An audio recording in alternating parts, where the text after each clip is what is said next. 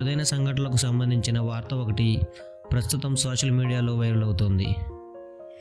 ఇది చదివిన వారందరి మదిలో మెదిలే ప్రశ్న ఒకటే, ఇది ఎలా సాధ్యం అని. ఇంతకు అదేంటో ఇప్పుడు తెలుసుకుందాం.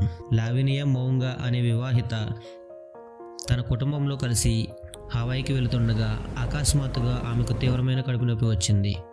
బాధతో మెలికలు తిరిగింది. అంతసేపు బాగానే ఉన్న లావినియా అంత అకస్మాత్తుగా అస్వస్థతకు ఎలా గురైందో తెలియక కుటుంబ సభ్యులు కంగారు పడ్డారు. ఆమె అదృష్టం కొద్దీ అదే విమానంలో 3 నర్సులు, అలాగే వైద్యుడి సహాయకుడు, ఫ్యామిలీ మెడిసిన్ డాక్టర్ ఉన్నారు. ఆ అమ్మాయి బాధ గమనించిన వారంతా ఆమె గర్భవతి అని, పురిటి నొప్పులతో బాధపడుతుందని గ్రహించారు.